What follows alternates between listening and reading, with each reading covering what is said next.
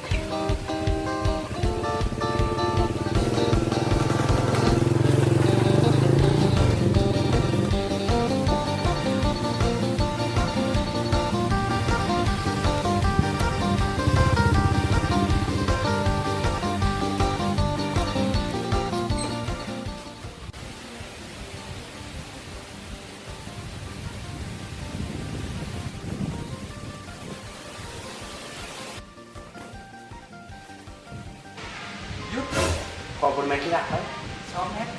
พอ ไม่นั่งทำไมโควิด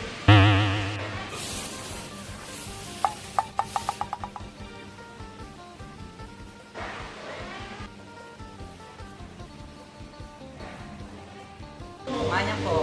มาพ่อพรปีใหม่เดี๋ยวนี้เลยจามมีชาเดี๋ยวพ่อพรเลยเอาป้อนด้วยบ่สปีดีโมเมนต์ก่อนนะนี่อาจารย์เอาป้อนใหม่เนาะสะบอกอัพพิวาธนาซีดิโมเมนต์ก่อนนะนี่เนี่ยไม่ได้พรก็พอสบู่ก็ผมล้างหน้าได้บ่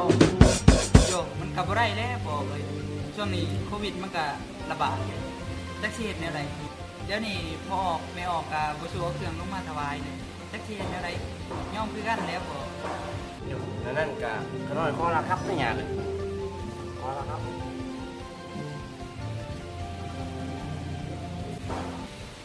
นั่นเลยก็แนวได้หยา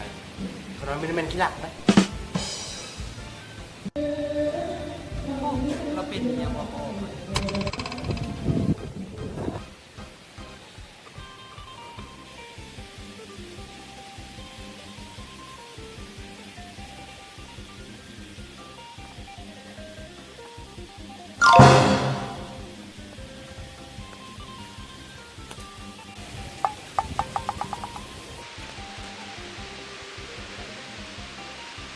คนประมาณวันประมาณร้อยปีมอน่ะเอลูลิลี่อยู่คนเล็กบ่หาโยกหาอยู่นอกวัดเนี่ยมันคนบลีมันขี้หลักนะ